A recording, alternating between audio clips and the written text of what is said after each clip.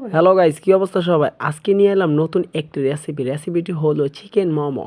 Chicken momo যদি একবার খান সেটা বারবার খেতে ইচ্ছে করবে। আজকের এই ভিডিওটা যদি আপনারা না দেখেন অবশ্যই সম্পূর্ণ ভিডিওটা দেখে যাবেন কিভাবে চিকেন মোমো খেতে হয় এবং কিভাবে তৈরি করতে হয়। বর্তমানে যেহেতু শীতকাল চলতেছে তাই চিকেন মোমোর সাথে বিভিন্ন সবজি অ্যাড করা যায়, কারণ সবজি অ্যাড করলে চিকেন মোমোর স্বাদটা আরও দ্বিগুণ বেড়ে যায়। তাই মোমোর স্বাদ দ্বিগুণ করার জন্য এর সাথে আমি বিভিন্ন সবজি যেমন গাজর, বাঁধাকপি, হসপাতা, মরিচ, পেঁয়াজ আগে থেকে কাইটা নিছি, সেটা ব্লেন্ডার করা চিকেনের সাথে সুন্দর মতো মাখাই নেব। ব্লেন্ডার করা চিকেন এবং কাটা সবজিগুলো একসাথে মিশানোর পর এর মধ্যে কিছু লবণ, গোলমরিচের গুঁড়া এবং সয়া সস দিয়া চিকেনের যে পুরটা তৈরি হয় সেটা আমি ভালো করে বানাই নেব।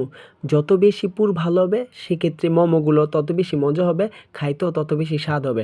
তো আমি ভালো মতো পুরটা বানানোর পর আমার তৈরি করতে হবে রুটি, কারণ রুটির ভিতরে আমি এই পুরটি দিয়েই তৈরি করবো আমাদের সে কাঙ্ক্ষিত মোমো।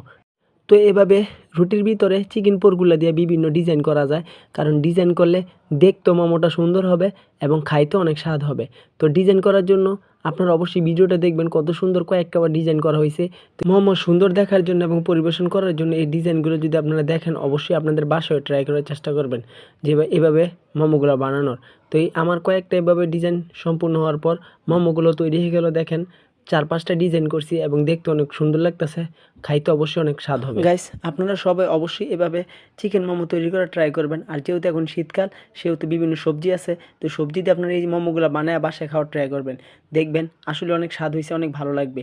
তার সাথে যদি সয়া সস এবং হসপাতার যে একটা সস তৈরি সেটাও করে নিতে পারেন। আর অবশ্যই ফেসবুক পেজটা ফলো করে দিয়েন।